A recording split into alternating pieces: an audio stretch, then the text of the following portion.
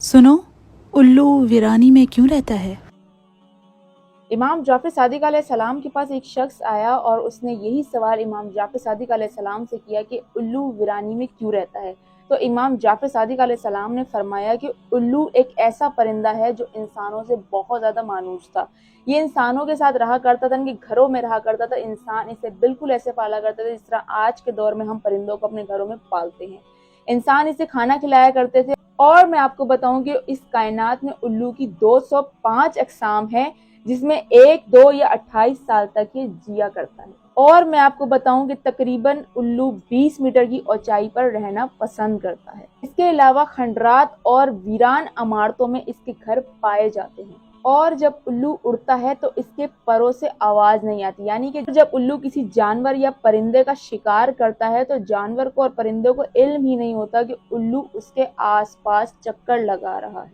और अगर कोई सफेद उल्लू आपके घर पर आ जाए तो ये खुशनसीबी की अलामत है, या फिर आपके दरख्त पर आकर बैठ जाए या फिर आपके घर पे आके बैठ जाए।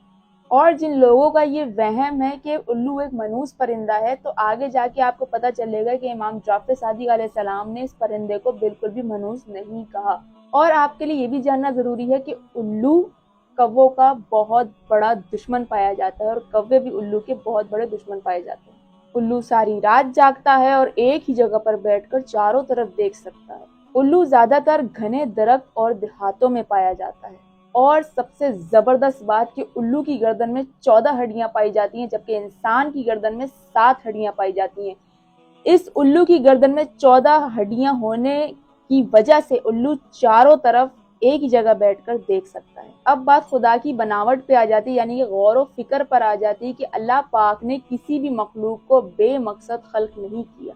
जब उल्लू का ब्रीडिंग सीजन आता है तो बच्चों के लिए जब शिकार करने के लिए निकलता है तो चूहे, सांप और ये छोटी मोटी चीजें जो है शिकार करके लाता है। इस दौरान फीमेल उल्लू जो होती है वो शिकार बिल्कुल नहीं करती जब तक वो अंडों पे होती है। उसके बाद जब बच्चे थोड़े से बड़े हो जाते हैं तो फीमेल भी शिकार के लिए निकल पड़ती है। उल्लू चूहा, सांप, छिपकली का शिकार इसलिए करता है ताकि अशरफुल मखलूकात इससे महफूज रहे, यानी कि हमारे लिए अशरफुल मखलूकात के लिए ये एक नेमत से कम नहीं। अब बात आ जाती है किसानों की। किसान ये बात सुनकर बड़ा खुश होंगे कि उल्लू खेतों की बड़ी जबरदस्त हिफाजत करता है। खेतों को नुकसान पहुंचाने वाले जानवर, परिंदे और हशरातुल अर्ज को खा जाता है, इसलिए किसानों का दोस्त भी कहलाया जाता है। अब आ जाते हैं उस शख्स के जवाब पर जिसने ये सवाल किया था इमाम जाफ़र सादिक अलैहिस्सलाम से कि उल्लू वीरानी में क्यों रहता है। तो इमाम जाफ़र सादिक अलैहिस्सलाम ने जवाब दिया कि उल्लू वीरानी में इसलिए रहता है कि जब इसे मालूम हुआ कि इंसानों ने नवासे रसूल को कत्ल किया है तो इसने बस्तियों को अलविदा कह दिया और इंसानों से नफरत करने लगा और वीरानियों में जाके बैठने लगा। आशूर के दिन ये बहुत रोता है और तब से अब तक उल्लू तन्हाई पसंद है।